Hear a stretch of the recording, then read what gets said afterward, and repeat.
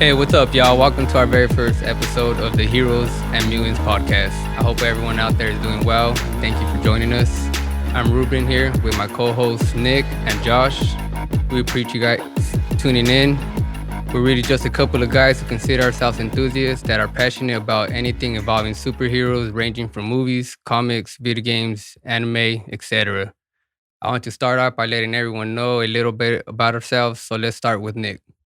What was it that got you so passionate about superheroes, and who is your favorite superhero? What's going on, everybody? My name is Nick. Probably earliest memories, like I'm a 90s kid. So, we all grew up on like Batman, the animated series, Spider-Man, the animated series, X-Men. So it's like, growing up, I didn't really get into comics like right away. Like that was my first exposure. And then like seeing, Blade from the late 90s and then like X-Men when Spider-Man got it. So it was mainly just the shows and the movies, especially because like Batman, the animated series was probably like the greatest show of all time. And, it delved off and it had like all these seasons and then it was like connected to, it had its own like kind of like they had its own little like storyline and that like joined universe with like Superman and then Batman Beyond, the Justice League seasons. So, I think that was like my first foray. And then it led to me like, getting more serious into comics and reading all these storylines because I was like, really inspired by the stuff that I was reading, watching and exposed to at such a young age. And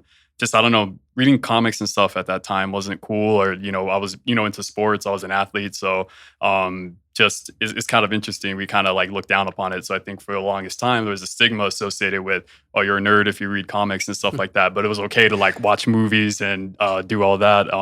And if you're a 90s kid like that was a thing. Ninja Turtles is popular, Power Rangers is popular.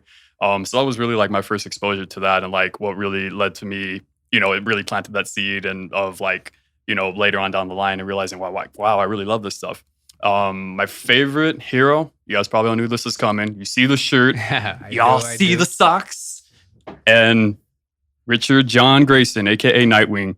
I think the reason why is because aside, there's a lot of similarities between me and him, aside from the extremely good looks. I know y'all were watching and y'all noticed, I know that. But just because like, even though he was like raised and trained by Batman, he really didn't have like all those flaws and all those like insecurities that Batman had. You see Batman and Batman is like a loner. He's very distrusting and, is pretty much antisocial. And Nightwing, Dick is like the complete opposite. He's somebody who's like the second most trustworthy hero behind Superman. And he's just a regular human. Like it makes sense why Superman is so trustworthy because of who he is. But, when Nightwing, Dick is considered like that, next most trustworthy hero behind Superman, like that really speaks volume to who he is. And just to the fact of like, he's just really expresses his compassion and his care for other people, like way more than Bruce does. And, he's really like the glue and the heart that holds the Bat family together. Okay.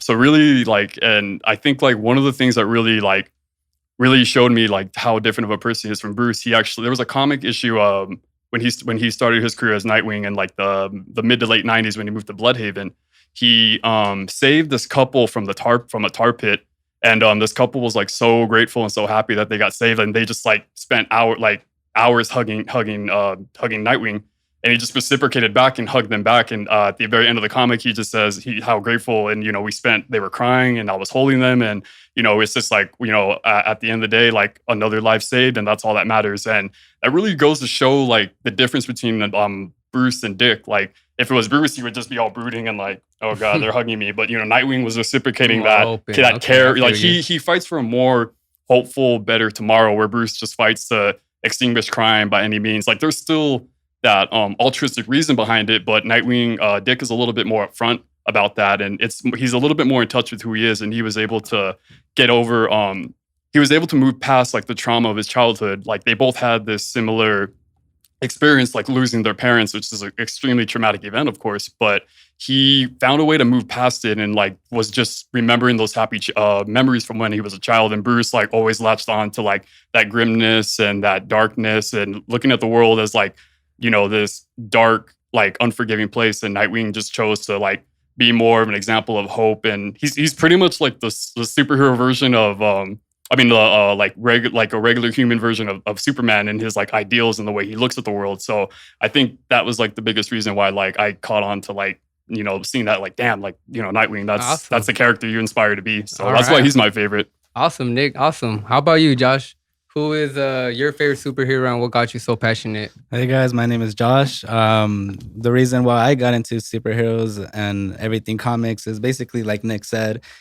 Growing up, it was mostly all watching cartoons. Never really had a way to get into the whole comic books. Getting into high school, once I got my first comic and started reading into it, that's when I started seeing that there was such a bigger world to the comic universe. You had X-Men, you had Fantastic Four, you had Spider-Man, Superman, Batman. It just opened up so many ways. I mean, growing up, like you said, it was waking up cartoons Saturday morning, Batman Beyond, Amazing Spider-Man, Teenage Mutant Ninja Turtles. But if I would have to choose a superhero, I would have to choose Spider-Man. Ever since I was little, Amazing Spider-Man has always been my show. Growing up, Tobey Maguire, he played a really good Spider-Man. I liked what he went for. I mean, no matter how much he brought down, he always found a way to get back up. It's always about the community. He had to save the community, whatever it took, no matter how painful it was always him. Liked his goofiness. He's just portrayed a very good character overall. But yeah, Spider-Man would have to be the best. Awesome, Josh. Awesome. So, hey, everybody, I'm Ruben once again. My favorite character, superhero, would be Wolverine. Because as a little kid, I always felt indestructible, Like I always felt like whatever happened to me, I would be okay. I'll get back up and I felt like nothing happened. I mean, yeah, I'll have like a messed up leg or anything like that, but I got right back up and I felt indestructible. And he's the reason why I got into it and why I'm so passionate about it is because growing up, I was watching Power Rangers and Ninja Turtles and, like you said, the TV shows, little sitcoms that they had going on back in the days, growing up as the 90s, like Nick was saying, just being a little kid. I always embraced it. I didn't mind if people called me a nerd or, reading them comic books and just enjoyed it. I just enjoyed it because for me, it was just a way to get away. Sometimes I had lots of friends and all that, but whenever I got home, whenever I was doing homework, I was always like, all right, I want something to read. But I didn't want to read those old boring books, I wasn't thinking about education. I wanted to read superheroes. I felt like a superhero as a kid. I wanted to be a superhero, But I would say it would be Wolverine. Wolverine's my favorite. And there's still times where I still feel that way today. But we all know it's not none of us can be superheroes, you know what I'm saying? So what's up? Y'all ready to dive into these topics we got? Yeah, definitely. Let's go for it. Okay, let's do it. Let's do it. So I want to start off by saying how do you guys feel about the 20th century merging with Marvel? What does it mean for the X-Men and Fantastic Four characters going forward? I'll start off with Nick.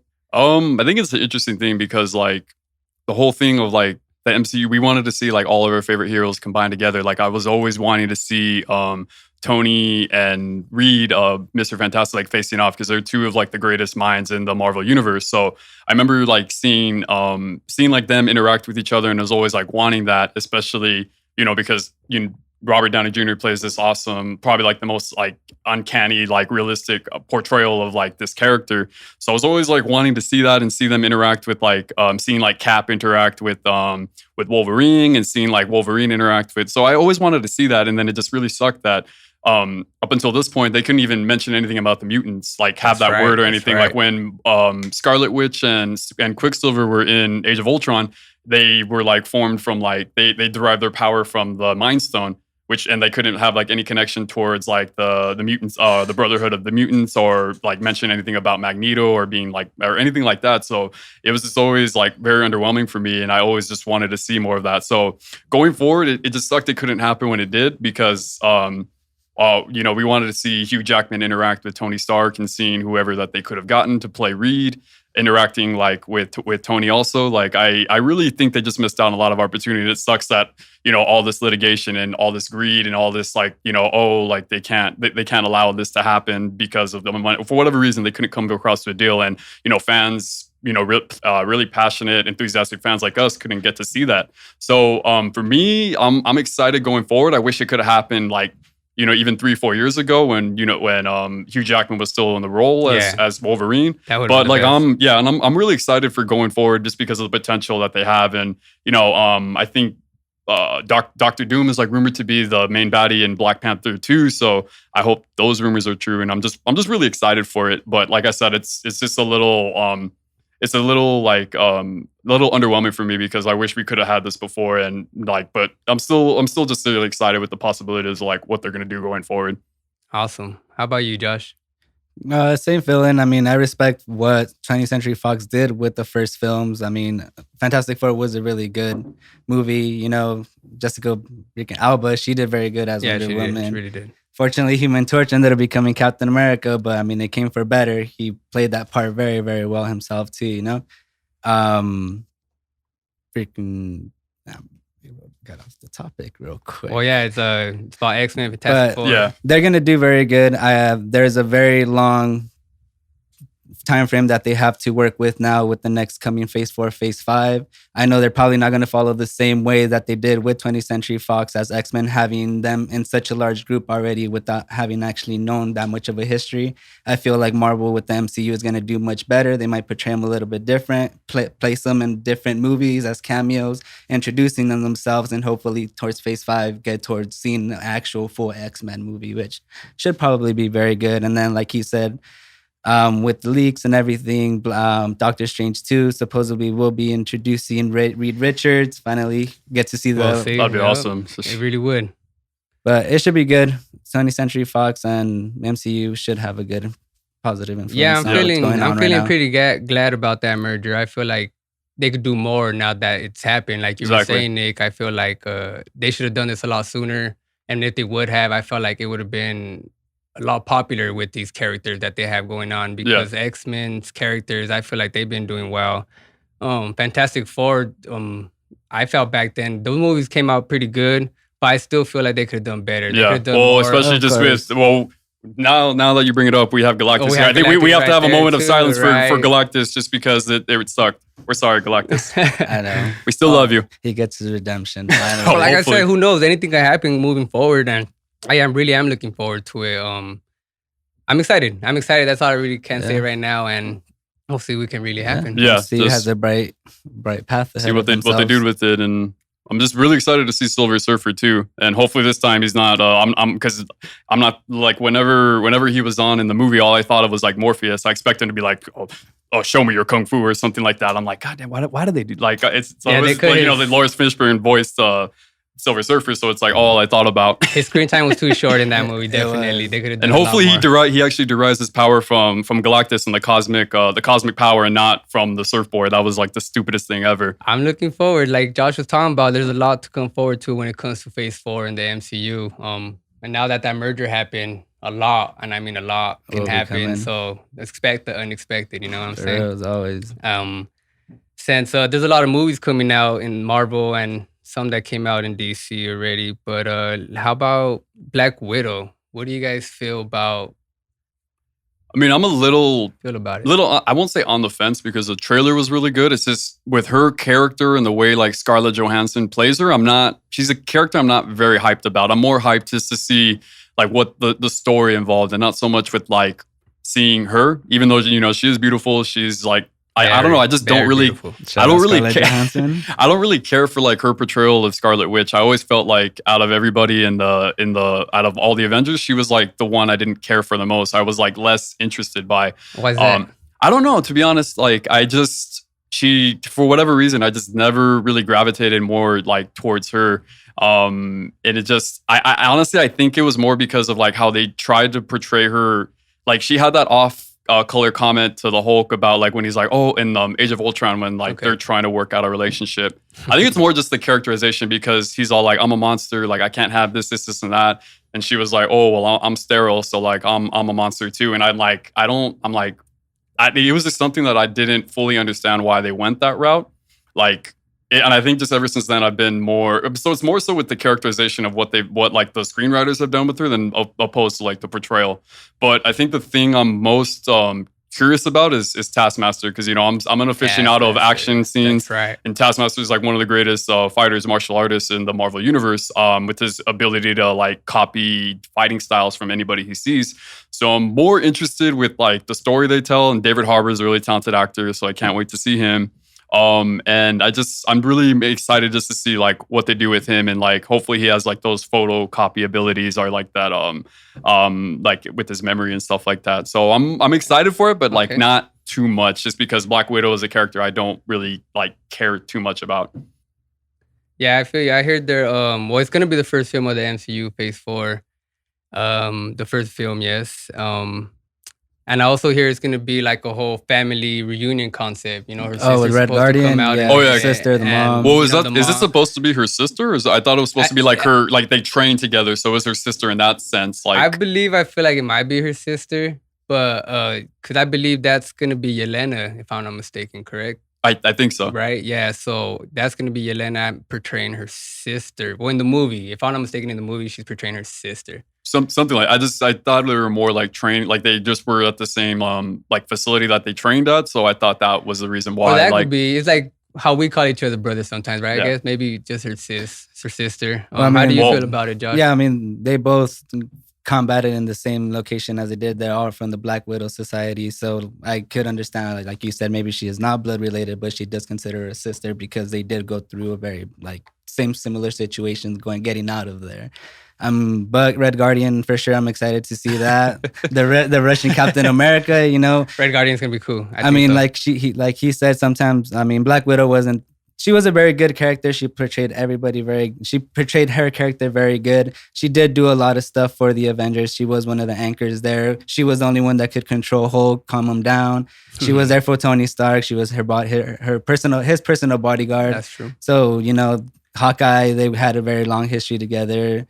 Captain America, after the whole situation of Infinity War Endgame, you know, she followed through with everything that she did. How did you guys feel about her you know, getting in the way they basically canceled her out at the end of Endgame.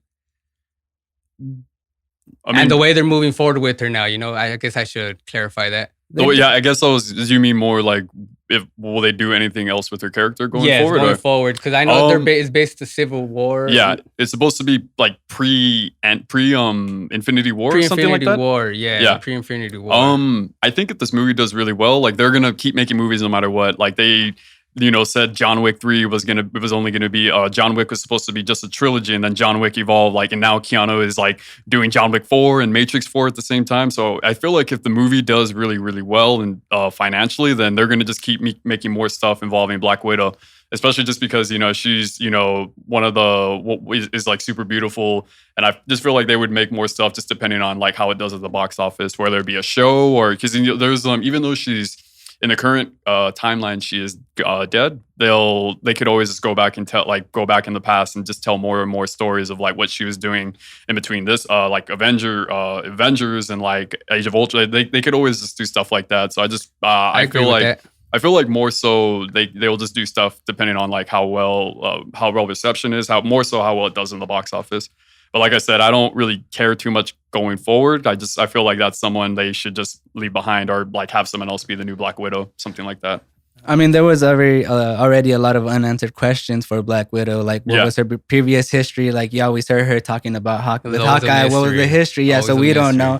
So I think Marvel is doing something to give us just a brief history about it. But at the same time, with the expansion of the MCU and going towards Disney Plus, they're going to be doing something, working with it, because they have said that Black Widow will be tuning up and getting towards once the Winter Soldier and the Falcon show come out. Yeah, I feel like they're just getting a feel for it coming out with this movie. And like you said, depending on how the viewings and introduction of new villains. I mean, there's so many villains that are going to be coming out. That too, right? I heard there's going to be new villains, introducing new people, right, going into Phase 4.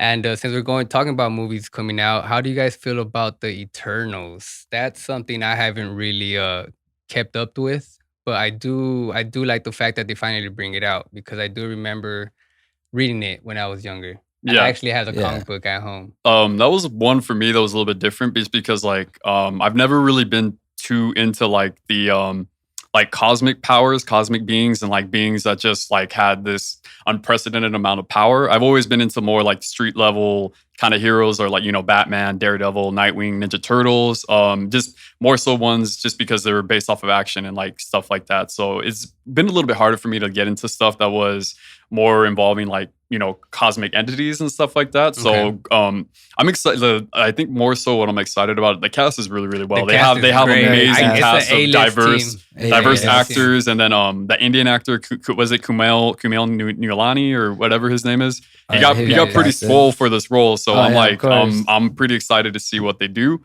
And it's just one of those things like it was a little bit like Guardians, where I just don't really know what to expect. It's just they have a good cast, so I'm really excited just to see what they do with it. And like I don't really know too much about them from the comics, because like that's not something that was like my taste or my genre. So I'm just going forward, I'm just gonna go with an open mind, and if above all else, it's probably gonna be well acted. And we'll see what happens from there. I feel like that's why I exactly got the A-list. You know what I'm saying? It's like I said, I only read it because I had the comic book at home, but that was when I was younger. And, it never caught my interest. So that's why I got to go back and read the comic book and see if it's really going to align comic book and movie. So in the comics, they're like watchers of the universe, or like they look out and step in when like the balance of power is tipped a certain way, or? Well, I believe they were considered like celestials, weren't they? In the cosmic, something like that. Yeah, it's supposedly they're superpowered beings and they can be immortal. And but like you said, they've been around for a while. From what I was reading, they know the events of everything that happened in Infinity War and Endgame. And so that just makes you think, like, okay, so why were they just where were they throughout the whole you know what? Yeah, exactly. You feel me? Like, what were they doing the whole time? Just sitting back, kicking back, eating popcorn. You know, everything's falling apart. They know everything's gonna end. But where were they? And then now they're stepping out now So I'm wondering like what exactly that is. Just because I don't know, like certain movies I don't really want to know too much going into it. I don't read up too much on it for the sake of not spoiling stuff for myself. So I'm like I'm more interested to see like the kind of story they tell and what happens from there. Okay, yeah. Talking about that A-list team, I'll just go ahead and bring out that cast. From what I know, it's Gemma Chan as Cersei, Richard Madden as Icarus, Jumel. I'm sorry, I can't pronounce it. Kumail, the Indian actor. Yeah. Yeah. All right. He's a guy that got swole for this. As Kingo, I believe, or something. That's what I have right here. Lauren Ridloff as Makari, Brian Tyree Henry as Fastos, Salma Hayek, she's coming out in it too, as Ajak, Leo McCall as Sprite, Don Lee as Gilgamesh, Barry Keoghan as Druid, Kit Harington as Dana Whitman, and the main one they got that I like to believe to attract the attention is Angelina Jolie as Dina. So that's all I really got to say about that. So, what about the sitcom WandaVision, Disney Plus? That's going to be very interesting. Just overall, the talks that they've been having on what the situation of the whole plot series of that's going to be and how that's going to lead up to the Doctor Strange movie. So, like, I heard something about that. Yeah, I mean, we don't know what's to come. They should be dropping, hopefully, a trailer very soon for that. I know they're working on that. They're working on the Falcon Winter Soldier show. They're also working on She-Hulk. I know they have a lot of more things coming our way, you know? Yeah, they're working on a lot right now. I'm excited to see what's to come too. You know, that's going to be a very good series to watch. I like Scarlet Witch. She did a very good job. Yeah, Elizabeth Olsen. I feel like Vision needs a redemption after what happened in Game. Come on, what happened? Man. He did not get to fight one scene at all. Got wrecked quick. Really think it was supposed to be based in it's supposed to be first half of the sitcom is going to be, let me rephrase that. First half is going to be a sitcom, second half is going to be like real life. So the sitcom is going to be in the 1950s era. And how do you guys feel about that? I feel like they're just trying to like do newer things and try things out that like, because I mean now this genre has been going, they've been going strong for 10 years and 10 plus years. So I think they're just trying to do, things that they haven't really done before and trying to like, I won't say appeal to a demographic, but just, not recycle the same kind of ideas and same kind of like plots and storylines. So I think I'm more interested in it. It's just something that like I'm excited to see what they do, even though like I don't really care too much for like Vision or Scarlet Witch. And so like I am interested just to see like what they do. I mean, I really like the actors who are Paul Bettany and Elizabeth Olsen. So I'm interested to see what they do with that. But and I think going forward too, now that we brought up this topic, like what does this mean for Scarlet Witch? I mean, now that 20th Century, they had that merger with 20th Century, is she gonna either come out and be like, oh, I'm a mutant now, or what are they gonna do with her? I feel like it's up for grabs. Like they can do anything with that merger. Like I was saying earlier, I feel like anything can happen.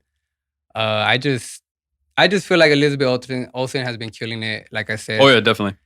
and I'm really iffy about it too. I'm just really glad that they're giving everybody each character their own little sitcom, their own little TV series. It's a good way to expand the series. It's a good way to lengthen the time of the Marvel universe and the cinematic. Especially for just characters who just like don't have that that kind of box office power. You can kind of just create these sitcoms, see what they do, maybe build up a little bit of a brand for them, a little bit of an audience, and see if you can dive off into a movie for them from there. So I think it's a perfect medium for these characters to get a little bit more exposure. That's good. Yeah, I'm glad I brought this topic up too, and just like Josh brought up too, how WandaVision is going to transition into Doctor Strange into the multiverse. Yeah, that's going to be cool. Right? That's going to be cool. So I think it comes out May 7, 2021. Mm-hmm. Director Sam Raimi. I feel like he's a good director. He's going to come out. Yeah, he's great. Super underrated director. Very good director. Yes, it's going to be the first scary MCU film. How do you guys? Just talking to you guys, talking to him about that before. Honestly, he's like the perfect director for this, just because this is honestly more up his alley than something more of his comfort zone than any of the Spider-Man movies were. Like if you watch Evil Dead, Darkman, and then you see him, then you're like, this guy directed like Spider-Man 1, 2, and 3. Like, well, what the hell is going on? Like that's just like so much like transition between like genres and stuff. So I definitely feel like we can probably expect something more or less like, probably not as graphic as like Darkman. Darkman kind of had its moments of like, there was a little bit of comedy thrown into it, but a little bit more of a tragedy. So I definitely feel like it's probably going to be something more or less a little similar to that, just probably not as graphic. So I'm really excited for it, just because, like I said, this market and this industry is becoming very saturated now. So you gotta like have things that are fresh, things you haven't done before, but have it in a way that makes sense to the story you're telling, and not just for the sake of like, oh, we're being this because we're so diverse. It's got to be something that makes sense to like the characters and makes sense to like the story they're telling, and like a lot, not trying to just plan ahead and just be like, oh, like we have all these different movies coming out or different stuff. So I'm probably more intrigued by that out of all the movies in this next phase 4, right? Phase 4. I'm probably most intrigued by that, just because of. It seems like it's going to be the most unique to me, and it definitely fits like the vision of like the story they're telling. So I'm really excited for it. I am too. I like Benedict Cumberbatch.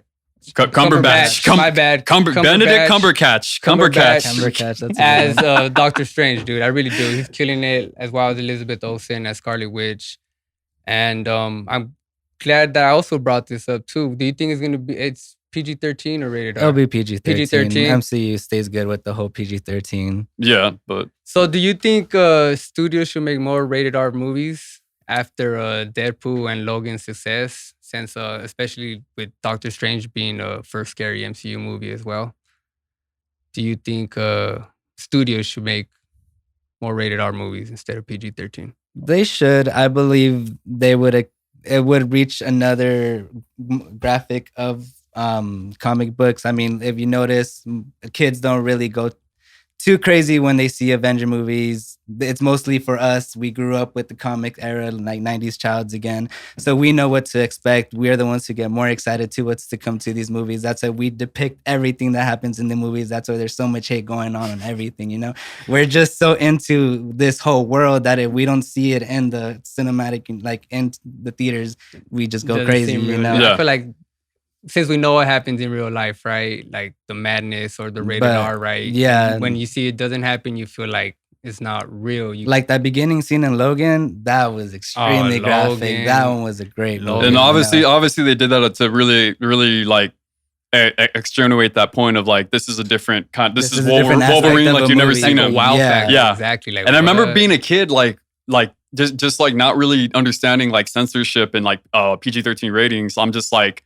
seeing Logan, Wolverine, whenever he fights, I'm like, why aren't limbs flying across the room? Like, why isn't blood heads like flying? Right, like, I never understood. And now, obviously, being older and stuff like that, I'm just like, oh, okay, obviously, I understand that. For me, I think going back to what I said about having the story, it just has to really fit like the story they're telling, like not have R-rated just for the sake of having R-rated or shock value or like diversity and appealing to a certain demographic. I feel like it should just always be placed on, just the kind of environment that they're telling. Like, it made sense for Deadpool because, Deadpool, that's how he is in the comics, and to tone him down for PG. We saw what happened with his portrayal in X-Men Origins Wolverine. Like how, he still fit his personality, but still, like, it just felt like he was still missing something. They even had to shut him up, though. Oh, God. Man, we don't even talk about that. So I feel looking. like it should just, like, you probably, under most circumstances, you wouldn't really have, like, a R-rated Spider-Man. You probably wouldn't have an R-rated Cap, even though, like, certain issues of the comics, like, delved in it being a little bit more mature, a little bit more graphic. But like Punisher, you definitely have to have rated R. Deadpool, Wolverine. Definitely. So I definitely think it's just placed on just the story they're telling and the universe that they're telling it in. I won't say the universe because now it's all MCU, but just in like the certain setting and environment they're telling it in. But I think it just gets a little bit confusing, a little bit like you ask yourself, like, what are they going to do? Like, how is Deadpool going to interact with Spider-Man? How is he going to interact with these like characters that are, that are going to be like not as graphic as he is? Yeah. So like, there's going to have to be a level where they like to have these characters meet. They're going to have to tone down a little bit, which it will also be an interesting dynamic seeing like Spider-Man interact with Deadpool and seeing like these contrasting personalities and have like Spider-Man be like, hey, this guy's a little crazy, like, and stuff like that. So I'm definitely just interested to see what they do going forward. Like I said, they probably would never have Spider-Man in an R-rated movie. So it's like, that's true. It's like it just gets harder at that point. And I also know why movies are scared to do it, just because of the whole, like, you're kind of limiting your fan base, and you're limiting like, even though like Deadpool's like probably one of the best, is like the most highest grossing R-rated movie of all time. I think right at like 800 million. I think Reynolds. Yeah, Deadpool 2 did 800 million, which is amazing. But compared to like what any of like the Avengers movies have done, like they've all crossed that $1 billion mark. So I understand like why movies studios are scared to do so, because of the fact of even though you have a chance to really make a lot of money, like you're still going to be limiting the potential at the box office, because like even though it's going to do really well, like there's still a certain demographic that kids, younger people that won't be able to see it. So I definitely understand why they do it, but I think going forward, just have respect to like the character, have something that's authentic to their being and like who they are, and not just for the sake of like shock value or like trying to be diverse. So as long as Marvel is open to having like those kind of things, I think it'll definitely work well. And I just would like to see things that are a little bit more, authenticity and a little bit more respect to the characters and the stories that they're telling. Of course, they always have to follow the comics. That's a very big thing. A lot of people always ask for. And you know how comics are; they're really graphic too in the drawings. So I'm hoping they change that up and start. Like I said, Ryan Reynolds is breaking barriers. He's changing up the game for rated R superhero movies. Well, yeah, because we wouldn't have had Logan without it, and all the two Deadpool movies, and Logan did very, very well. Even though they're rated R. So, I mean, I think that definitely shows the potential of what these movies can be. And like the fans still want to see it. It changes up the game. Yeah. It really does. Because then now going into our next topic, I should say, TV shows like The Flash and The Arrow, right? That does a complete 180 of what we were talking about. Yeah, colorful. They're just colorful. Yes, colorful. They can be as graphic. More restrictions, especially since it is a lot more TV restrictions. But I really do like the series. I've been watching The Flash a lot since the beginning. They're in season 5 right now, I believe. Okay. And I've been watching it since the beginning. Like, it does have that cheesy feeling when it comes definitely to does. I think those are just overall Barry, TV shows. Yeah. Like, I feel like for me, like probably the best season the CW did of any of these superhero shows was probably season 1 of Arrow. You had the Reverse Flash, who is like his the Flash's like greatest enemy. They also had like this awesome reveal where you knew that it was spoilers for anybody who didn't watch it. Sorry, but you had this awesome reveal of like Harrison Wells was the Reverse Flash. And then you come and you find out that he isn't actually Reverse Flash. It's from the comics. It's Eobard. So they did this really great thing where even though they revealed that in like the mid-season finale, they revealed that it was Wells. Like they still had this like awesome reveal that he was really Eobard Thawne the whole time. So I feel like that was probably the best season like of any of the shows had done. But from there, it's like there's like declining quality in some of what they do, and there's just the thing for me is like what really irks me about them being on the CW is that fact that they're on the CW. They have all this like unnecessary romance and love triangles and like things that just don't really like make a whole lot of like. It's like when Felicity first appeared on the show, like I loved her. She was beautiful. She like Felicity. her and Stephen Amell had Emily Bett Rickards as the actress, and then Yeah. Stephen Amell played Had a Green great Arrow. connection. So they had a great connection, yes. and she was actually only supposed to be like a guest appearing in like the first season, but She played it off so well. yeah, she had great chemistry They had to with rewrite. yeah, they actually gave her a main role in the show, which was cool. But then once they started going off into like their love thing, their relationship, and then like she started like, you know, doing things that were like just didn't really make sense, and like wanted Ray Palmer to like save Green. I think that was the end of season 3. She like wanted him to save Oliver as opposed to like saving the city. It's just like, and then she dons like the Atom armor, and I'm like, and saves him. I'm like, what the hell is going on now? Like, Yeah, there's just a lot of like, I feel like action wise is pretty good. It's pretty standard. It doesn't really meet the standards of like what the Netflix Marvel shows were doing, like Daredevil, but still from like a production standpoint, from like action choreography, it's pretty good. But there's all this like unnecessary like love triangles and drama. Like I think within 2-3 seasons, Oliver slept with like 8 or 9 different women. So it's just like, I feel like if they had toned that down and focused on like what makes them what makes him a hero, and like and I felt like in the earlier seasons it was just too much of like a Batman feel, which like you understand because of, you know, when he first came out, he was pretty much like an archery themed Batman, like, you know, billionaire socialite, had a traumatic event that like changed his perspective. Doesn't want to be seen by anybody. And you know, he had like the Arrow Cave and like the aeroplane and stuff like that obviously drew a lot of comparisons to Batman. But they really dove deep onto those aspects in like the first couple seasons of Arrow, and even like the main villains were all like pretty much Batman influenced. Like season 2 had Deathstroke, mainly a Batman villain. Well, I mean, he's more associated with like Teen Titans, but he has a close association with Batman. And then season 3 was the League of Assassins. I'm like, they mixed it up a little bit. Yeah, right? and they really did. And then just to have Ra's al Ghul be like, oh, I want you to be head of the demon because you survived the fall, but even though like he wouldn't have survived that, but one of his own men helped him and like helped nurse him back to health. So he's like, oh, you deserve to be head of the demon because you survived my sword, so that makes you worthy. And I'm like, oh my God, like what the hell are they doing? CW had a little bit too much liberty on that. They just went a little bit too crazy on some. Like you said, they did have some downfall seasons where it kind of got iffy. It got a little bit too in the whole romantic area. Like stay a buck. We want to see the storyline of the character. You know, raw, right? Yeah, raw. And they focus. That's what we want to see. And they focus way too much on these relationships. Which it isn't a bad thing. It's just, it felt like every episode was dealing with like some certain kind of like love triangle and something to do with like, you know, characters' feelings and stuff like that. So it's just a lot of unnecessary, and that's just because of the fact it's on the CW. And like, you know, you think of the CW shows, you know, Gilmore Girls and all that other shit that they were doing, and it's just like you it's pretty much like you're doing like that kind of stuff with superhero, soap opera, Which what I will give them though is that recently in this new crisis events that just passed, which was good. I'll give them that. It was really awesome. They introduced these shows to be in the DCU.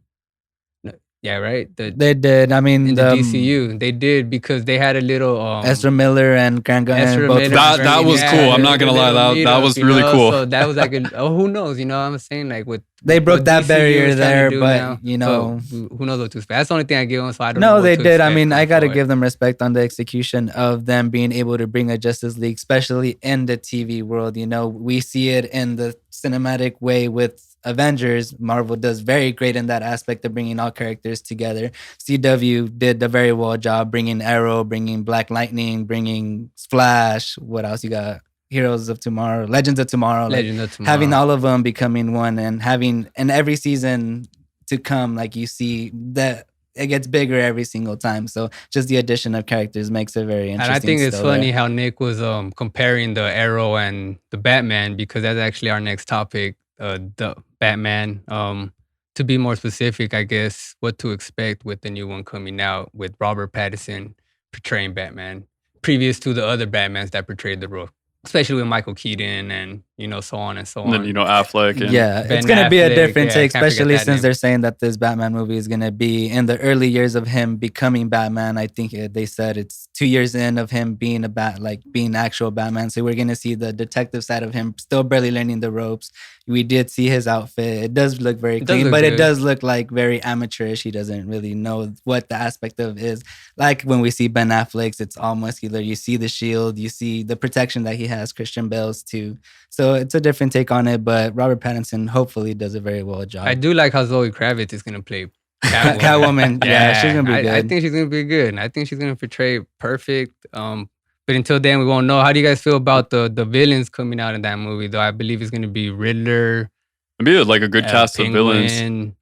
And I forget there's another major one, but I can't think about it off the top of my head. Well, I think just for me, I didn't get to answer how I felt about the movie, so I'll go ahead and do that. But pretty much, I'm excited for it. Like, Matt Reeves is a very talented director. He's done nothing but high quality films. High quality, for sure. So I think it's just going to be a different take. And I also find it interesting that Robert Pattinson is playing Batman because Henry Cavill was actually Superman. He was actually he was the original casting choice for Edward Cullen in the Twilight movies.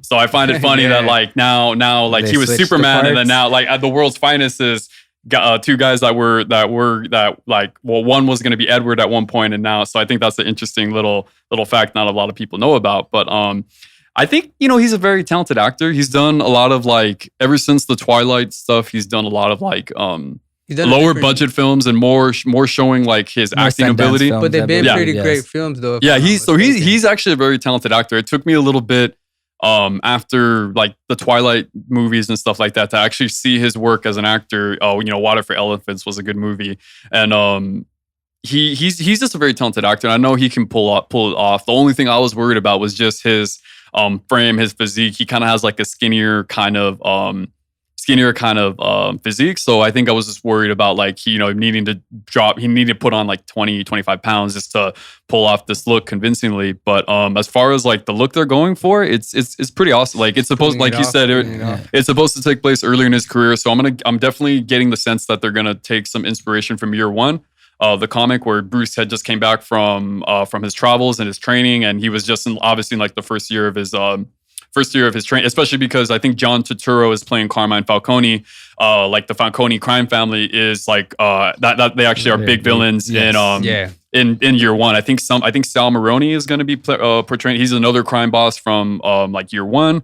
So it's going to be interesting to see. And as far as the Batsuit goes, it's supposed to have been made by Bruce, from my understanding of what people said. So he, even though he's very smart and is somebody who's can create and invent stuff, he's not really at that very technologically advanced level yet. He's not. So and obviously he doesn't know Lucius Fox yet. So Lucius is more the one who was more the technical side, and he would deliver this stuff. The mastermind of all that. And I think it's cool because it's you see Batman Begins, and he pretty much just didn't really make all of his stuff was pretty much all hand-me-downs at Wayne Enterprises. So I definitely like this idea of him making his own stuff, and even though it's a little rough around the edges and it's not as technologically advanced, he's still young. So there's definitely going to be that aspect of he's growing, he's maturing, he's not that veteran Cape Crusader that we know. It's a different take. I think it fits in with Robert Pattinson being younger. So I definitely the underdog in this movie too. Yeah. I think since you say he portrayed that the vampire movie, Edward and all that, So, sorry, excuse me, guys. I think that's probably one of his biggest fears. Hopefully, him thinking it's hopefully when they see me in this film, they don't think of just Edward. Yeah. Hopefully, they do see me as Batman. He has some pretty big shoes to fit in, especially with. He's a talented actor, though, so I definitely feel like he's going to pull it off. The only thing I'm more worried about, I think, the universe and what they're setting up for, how they're portraying Gotham. Gotham is going to be they're filming all the Gotham scenes in Scotland, so that's going to be a different take. It's not going to be like Batman Begins, where you could clearly freaking tell they were filming in Chicago. Oh yeah. So I think what I'm more worried about is just the villain, because it's Riddler is supposed to appear. So the Penguin, Jonah Catwoman. Penguin, Colin Farrell. But Colin Farrell. They changed it up. Colin Farrell is Penguin. Talks out there. Okay. Riddler is going to be in it. Paul Dano's playing Riddler. Obviously, Zoe Kravitz is Catwoman. John Turturro is Sal Maroni. Carmine Falcone. So I'm interested. I'm just hoping that it's not going to be like Spider-Man 3 where it's like oversaturated with all these villains and, you know, there's just not going to be enough screen time for everybody else. So I'm kind of curious to see what they do with that and how they handle that, because if it's not handled the right way, then it can just be like, you know, you're not taking the proper time to like tell the story you're telling, and you're trying to introduce like all these people, all these characters in. Yeah. So Okay. I'm definitely excited for it. I definitely feel like it's going to be a good movie. I'm looking forward to it. Yeah, they always. I mean, everything to come now. It's different. It's different portrayals of the same character. You know, like getting a little bit off topic. Joker. That one was a very different sort of movie brought into the situation, other than all the Jokers that we've seen. Crazy laugh, explosions. You know, this last one was a very more deep sense We'll of see what's what going happens on with in that, his right? head. You know. Yeah. So, We'll see what's to come. Moving on to our next movie, Wonder Woman 1984. I'm feeling iffy about that, but I don't know how they you did guys good on feel. the first one. The first one they executed very fair, very, very good. I think that was one of the stronger movies that DC has brought come out. with Other recently. than Aquaman, I mean, Batman vs Superman was a pretty good film, but I think it still needed a little bit extra to make it to that top. Well, Shazam was a good movie too. I felt a little bit more lighthearted, a little bit more unique. More in what they were comedic. doing. Yeah, So I was a felt different completely take. something Shazam was different. Okay, But- yeah. Gal Gadot plays Wonder Woman pretty good too. I liked her in Justice League, her previous movie. And supposedly Steve Trevor, Chris Pine It's coming back. Yeah, coming yeah. back. well, they Oh, revealed him in the maybe. trailer, didn't Yeah, they? they did. did. So I'm just wondering how that happened. You know, Well, I think movies in like nowadays- earlier in like other comics, like he was just like the grandson of Steve Trevor, and he just happened to look just like him, essentially. and it has the same name, maybe. Yeah. Yeah. Well, and I think, but I don't know if it's going to be the like just because we see him, it doesn't mean it's the exact same Steve Trevor. It Because- could be like his grandson or some great grandson, something like Yeah, that. because this one is based on the time frame of the Cold War, and the other one No, was 1984. Yeah, 1984. 1984. So the previous one was World War World War I, right? So World like War I, so it's a good time frame. 1917, 1918, around like that time It's a frame big ish. time frame. Yeah, so about like Okay. 60 years, but still like pre Batman versus Superman. So she's still like hasn't. She's still like kind of living in, I guess, hiding during this time, or she's not obviously fully out there as far as like superhero Just the being a way superhero Justice stuff. League, yeah, the way Justice League ended, she finally started when Batman called it Yeah. out and said, like, you know what, you've been hiding all these years. Yeah. Like, where have you been? But Exactly. who knows? This was recently because it was Justice League. So who knows if that Well, has something. yeah, these that's why- events have something to do with why Ben Affleck, well, Batman told her that in Justice League. Yeah, I think I don't know how I feel about it, just because like I was really surprised and really blown away about how good the first Wonder Woman was. But this one, I don't know, for some reason, like I'm not as hyped as I was for the first one. I don't know why. Like I don't know if it's just like that weird costume that they have for her in, or what. Justice League Like- left a big void in my heart. Yeah. Like that. But like the cast is really good. Like Kristen Wiig as Cheetah, and then Pedro Pascal as I don't know who exactly. I think he's playing Maxwell Lord, if I'm not mistaken. believe So, but Kristen Who's Wiig will like play a pretty big good who's a role. big Yes, baddie in yeah. like the DC universe. So I'm just interested to see what they do with it. I have a feeling it's not going to be as good as the first one.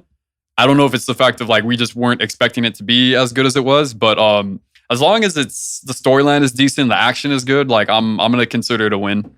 So They're doing I'll good. piggyback Yeah. off that. DC Yeah, is as gonna long be- as the storyline is good, I'm cool with it. the Comes out action, June the action 5th, too. So 2020. because the June action 5th, in the first one 2020, was director, better. It was Patty very good. Jenkins. Yeah. Yeah. Villain in that one was Alright. Darkseid, right? It was first. And going back to First one? Or Disney the first Plus, one, Wonder Woman, or that was Justice League. My bad. No, it was Ares, Ares. which he could have been portrayed better, of course, Yeah. but he just looked like Nigel Thornberry when he freaking had his helmet Nigel helmet off. Thornberry. Oh man, that's funny. Wild hair and everything. Right? Oh god, man. Oh, sorry, excuse me, guys. So going back to Disney Plus and what they're working on, Josh brought it up earlier: the Falcon and the Winter Soldier. Sebastian Stan coming back as Bucky Barnes, Anthony McKay back as the Mackie. Falcon. Mackie, my bad. Or Papa Mackie. Doc. We call him Papa Doc, right? Papa Doc. Yeah. So I think, how do you guys think about the show coming out?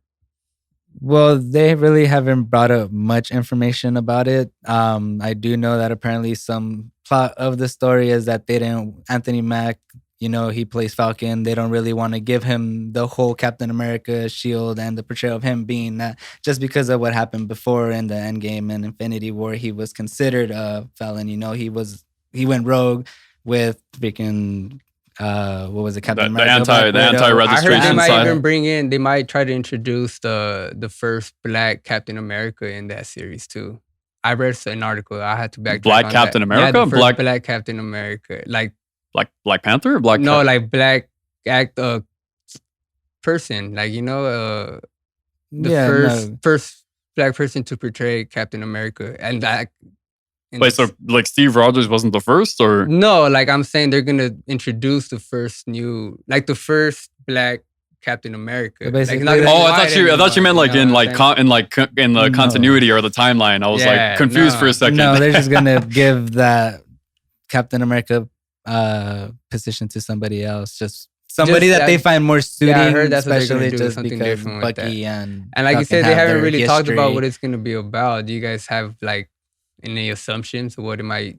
I'm Be? like I said, at times I try not to really look too far ahead in spoilers, just so like I can like surprised at watch what's for coming. myself, and just so I don't have to like. And that's like the thing that sucks about like our like the everything nowadays is they have to show like everything, all these trailers, they have to show all this stuff, give away all these spoilers, and do all this like leaked photos, like so it just kind of takes away like that surprise element for me of like seeing something for the first time and being like, oh wow, like Being just because just because it has like I'm like more drawn into the storyline as opposed to like, oh, if I know something, then I'm just like, well, You're already like, expecting it when you see it. it's So once that you see it, you're just expectation. like, So okay, I could have been more excited. but I'm here's trying the- I'm trying not to really delve too much into like spoilers or like the potentials for what they're trying to do or what the storyline can be or what the villain can be. I just assume with the ending of Endgame that Sam was gonna be the new Captain America. I assume the Which same thing too. I was a little bit. It was one of those things like I was talking about where it seems like they do things for like shock value or like, oh, they're being diverse for the sake of being diverse and not having it fit the story. I felt like that's what it was, appealing to that other demographic, because naturally what I got upset about was it should have been Bucky, because he makes it seem like, oh, you're the one to take over, but it's like Bucky had been with him that whole time and Bucky was there for him, like He's like a they were brother to like him. they were brothers, and like They were in the army. Bucky together. was Yeah. big, his So, older brother. Steve So I Rogers' felt older like brother, naturally he in a was just way. passing up on Bucky for whatever reason. And I felt like Bucky was like the most logistical choice for No, carrying he's on the right-hand legacy man, of Cap. basically, yeah. So- Especially him being enhanced like Yeah, Captain America. exactly. They do have the powers. That's for Falcon. So I it's- felt oh. I felt like that was just their way of like, oh, we're gonna have a Black Captain America now, so we're being diverse, or we're like having a better understanding of like what we're doing going forward, or appealing to that demographic. So that's just something where like it took me out, because I was like, this should have been Bucky. Bucky should have been the one to carry It on should this have been. legacy. I agree But with you. I will say this: I think Bucky and Sam have a lot of like awesome Chemistry together. Anthony Mackie and Sebastian Stan have this awesome like comedic duo that we really haven't explored, aside from a few bits and pieces Bits and pieces. that The they've moment they had. came out in Civil War. Yeah. Oh, that little fighting scene Yeah. with Spider-Man, that Yeah. one was pretty good. It's like yeah. he was like, yo, you couldn't do that before. He's like, I hate you. And I think they just that chemistry. You Yeah. can tell right then. they and have there, this like you know really they had it. comedic. Yeah. So I'm definitely like more looking forward to that show, aside from the action, just for it to see like gonna be to see how comedic. just to see like how they are, like their like how their conversations go and how they are together. So I'm excited for it. What do you guys think of Zemo coming back, especially from Civil War? Oh, I forgot know about he's that, supposed to actually. be- I he's honestly already in the forgot- Thanks for trailer. bringing that up. Yeah, no, I completely forgot about it. But I'm feeling You know. 50-50 about it. I guess. Well, he even like wore the mask this time, right? Yeah, I believe So- he's gonna portray a bigger part, especially like we've been talking about that every movie from the MCU is gonna be related to anything that comes out in Disney Plus, and vice versa. Disney Plus, anything that happens there will be in the MCU. I think they're gonna do pretty good there. I know from what I've been reading, like he says, I try to stay away from spoilers, but social media, it's always there. You always get that little extra, and then you get that little read that first sentence, and then you're like, okay, I got to continue reading, and then you're just like, You damn, I get can't hooked, stop. right? You get Just- hooked, just- you Get know? hooked. Just throw my phone. The scroll. Just Oh, turn it just off drop for Just drop it. quick second, right? A couple of minutes. That don't happen. My hands get magnetic. It just doesn't go. Like, I That's just gotta funny, know. guys. That's funny. July 31st, 2020, Morbius comes out. That's something different, like Eternals, like I was saying, it's been a long time Mhm. coming, something they should have It's a done character for a that nobody while. knows. So Yeah. Ooh, sorry guys, excuse me. It's something that, like I said, it should have been done a while ago. I guess just because of rights and things like that, Marvel hasn't really messed around with it. You think Jared Leto's gonna portray his role good? I hope he does. I mean, Joker wasn't his best portrayal of it. I mean, that wasn't his fault, to be honest. It wasn't his fault. They went for like a Pablo Escobar like freaking thing, like gang leader or like mob boss. Like, it made no sense for what they did with that character. But as far as just him, he's always giving the best amount of, and also too, they cut a lot of his scenes got cut. So yeah, we don't exactly know how his whole performance came out, but he's a very incredibly talented actor. So I definitely feel like he's going to bring his A game. And the story that they're telling, like, it's definitely something unique and different. And he's a character, I won't say I know incredibly a lot. I mean, most of what I know and my understandings of him is from Spider-Man the animated series. Yeah. Which, like, he had like they censored it so much he wasn't even really a vampire. He would steal plasma from people's bodies. Yeah. I remember them. So I'm interested to see what they do with that character, and I want to know just if it's going to connect to Spider-Man or if they're going to have like some understanding and like what they're going to do going forward. Because if it's just going to be a solo film where they like a little bit like Venom, I'm like, it's just, I'm just trying to understand what they're doing with these characters. If it's going to build up and they're going to like have something connected to like the MCU or like at least bring Spider-Man involved. They have to do that at some point. Otherwise, like, I won't say I don't want to see these films, but it's going to, I guess, bring it down a little bit for me. Well, since the beginning, they've been wanting to bring Spider-Man into the Sony Spider universe, right? But the restrictions between them, they said they didn't have the contract that allowed Spider-Man to be in the Sony universe with the Spider-Man. But now we do have them together, like now, other than 20th Century Fox merging with MCU, we do have Sony and MCU growing together. So now, hopefully, with the whole multiverse with Doctor Strange, we do get to see some certain aspect of the Morbius trailer per se. We did see a poster that said murder of Spider-Man, right?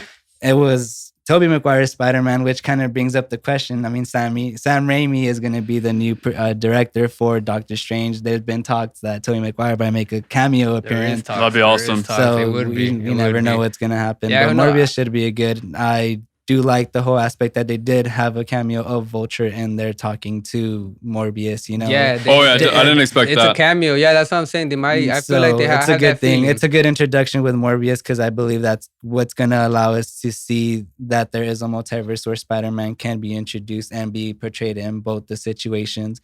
I think they were saying that anything that happens in the Sony Spider-Verse could be related to anything that happens in the MCU. The MCU could talk about it, but Sony can't talk about any events that happen in the MCU unless it's villains or characters that they have rights to with Sony. So I believe that's where we saw the first cameo of Vulture with Morbius. So it should be interesting. Yeah, I agree with you. I really agree with you. Michael Keaton's going to make that cameo. So I had that feeling that they might introduce Spider-Man some way, somehow. Or at least have like an off comment about like, I feel like they're at least going to do that, hopefully.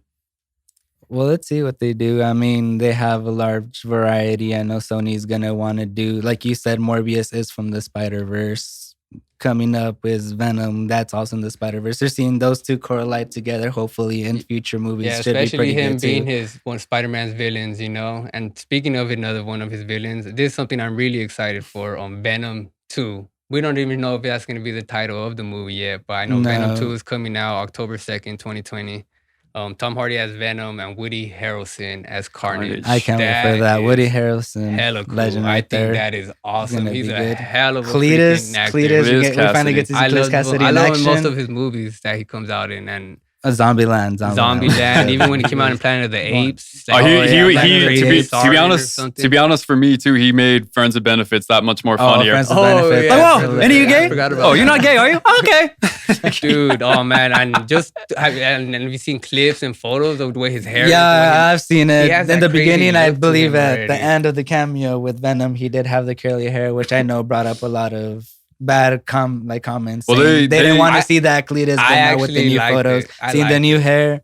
Oh yeah, they gave him a different wig, right? No, yeah, they gave him the actual hair that Cletus. Because he looked weird at the end of his cameo in Venom. Yeah, he just looked a little weird. I was like, okay, they need to change up that wig a little bit. I feel like they did that on purpose, though. You know, it's more like an introduction because they didn't know what was. I feel like they didn't know if Well, so they were gonna make a in the second beginning, movie or he continue. was in jail, so you could tell that he had that long curly hair because well, there you can't. Is- Get a haircut I just in like there, the way you know? he ends it. Like, Yeah. There should be. He says carnage. there's gonna be- yeah. carnage. Yeah, there shall be carnage. Well, Oh, is Tom Hardy still like contributing writing to the movie? I believe so, but I can't confirm that. Yeah, I mean, 100%. that's- I'm not 100% sure on that. because he did have some parts in Venom. I know he directed some of those. Oh, he scenes. did direct some scenes? I think so. I believe Because I also believe one of his another symbiote might come out in that movie. If Toxin. I'm not mistaken. Toxin might be, and then Shriek, Venom's Shriek lover. is one of the strongest symbiotes. If I'm No, not, Shriek is no. just Venom's lover. I mean, the way they're gonna introduce her in the movie is gonna be pretty well. But I still believe, if I'm not mistaken, one of the comics, or if I'm mistaken it with the other symbiote, she is pretty strong symbiote. Yeah. She's a pretty strong symbiote. Well, I mean, all of them are strong, of course. yeah, all of them Oh, are yeah. strong. But I'm just I think it's just gonna be a little bit interesting because I think this is the first film that Andy Serkis has ever directed before. No, Has he don't directed believe before? So I want to say he has. Because I could have sworn I think this is his like first actual movie. Maybe he directed like small scenes, small stuff, maybe shows before. But as far as a movie, I can't recall if he's confirm that for actually you right have any now. credits as a sole director. So I'm just interested to see like what happens because I mean Tom Hardy. He was more as an actor. Yeah, he was more portrayed as an motion actor. captures, Yeah, but motion he was captures. Caesar. Yeah, He was Caesar in the Planet of the He Apes was movies. Gollum and Lord He was of the Gollum. He was King Rings. Kong and in So see, Peter that's why I Jackson's like movie. that too. How him and Woody Harrelson came out in Planet of the Apes together. Oh yeah, 'Cause he that was they Yeah, the did. they main, have he was that. Caesar. He was Caesar, in Planet of the Apes. So Andy Serkis, yeah, I think he's a great actor, and I think he'll kill it, especially being a Venom movie and all that. So I'm looking forward to it. Like I said, I'm very excited. And again, we're gonna get to see another tie-in to the Spider-Verse with that. You know, there is There's to say gonna be that some sort of Spider-Man will tie-in. have I a believe there will be cameo. some sort of Hopefully.